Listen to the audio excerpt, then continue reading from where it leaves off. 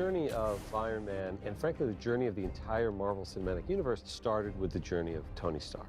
And the exciting thing about Iron Man 3 is, yes, it's the culmination from Iron Man 1 and 2, but it's also a follow-up to the Avengers. And in a way that liberates it to be more unique than anything that has come before. Mr. Robert Downey Jr. Oh, this is great. Good things tend to happen in threes. What we really have this time, and anyone who's read the script and the excitement of getting ready to do this, is we've kind of earned the right to bring this to another level of complexity. And Shane, through his writing and directing, is making this by far the most ambitious, the most story-oriented, the most character explorative of all of these movies ever. Ladies and gentlemen, please help me in welcoming Shane Black's Iron Man. Robert is the kind of actor that challenges you in a way that's exciting. Hanging around Robert keeps me on my toes. It's just a really challenging and invigorating kind of creative relationship, and I feel it brings out my best. I'm here working for you. The Academy, there's even a camera. Hi! Shot one down. All right, we got that. 22,000 to go.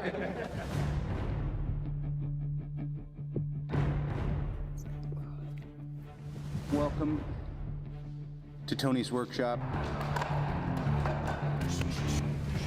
Having been reintroduced to my humility by Sifu Eric Oram, we're going to look at a previs and we're going to start talking shop. What I really like so far is this as the first command, is I'm in control. And then if this is what he's trying to do to call the first one, crap. We've got the Suit Connect sequence, which basically involves Tony Stark trying a new move where he has control of the suit pieces. He's hoping that they're all going to sort of fly over to him and connect. All right, I think we got this. Send them all. Doesn't quite go as planned. A few of the pieces go AWOL, and unfortunately, he goes flying. We're marking key points on his body so we can track wherever his body goes, so that we can then put the Iron Man suit on him. We're gonna get him, we're gonna scoop his legs up. We wanted the ability to be able to suit up anywhere, anyhow, without A giant gantry. He's basically drilled little outlets subcutaneously beneath this exterior layer of skin that can draw the suit to him when he wants it. Nailed it.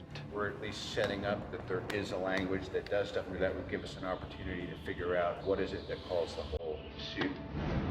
We like painting Tony into a corner and taking away all of his toys and all of the immense wealth and assets that he has and leave him with just his mind and see how he can get out of that situation. This was the very first sequence that we storyboarded, the first sequence that we prevised, and the most exciting. We had it tied pretty early on in the process. The sheer panic that you should have throughout the sequence is that he's not going to make it alive, nor is Pepper, nor is Maya. 2, 1, go.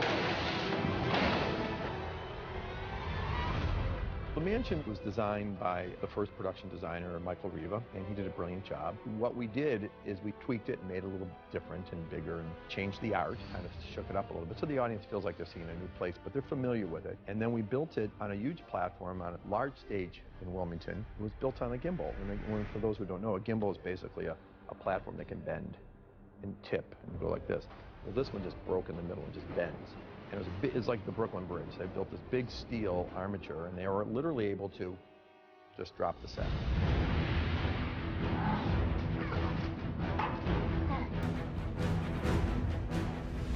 Robert was really interested in having Pepper do more in this movie, and I just say, I got you. so awesome. There were talks of Pepper getting in the suit at the end of 2, but Marvel wasn't ready to do it yet. Frankly, just didn't have a great idea of how to do it. But we really loved that image. We thought it was a striking image. And then Shane Black had an idea that there's an attack on Tony's house. And it's a lot of fun to see Pepper and Tony team up in a great sort of old-fashioned action movie way. I didn't mind wearing the suit at all. I thought it was light and perfectly comfortable, and my children thought I was extremely cool. I don't want to stay here. You're right. Get here.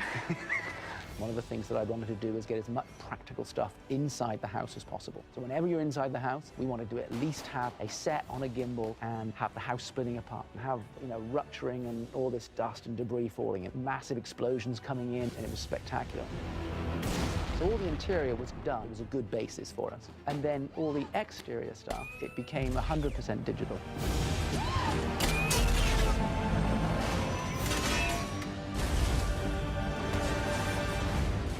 Early on in the development of the movie, we did talk about back to basics for Tony. What if Tony Stark had to be James Bond for a little bit and didn't have his Iron Man suit? So by the end of the first act of Iron Man 3, he finds himself in the middle of the United States of America, completely out of his element.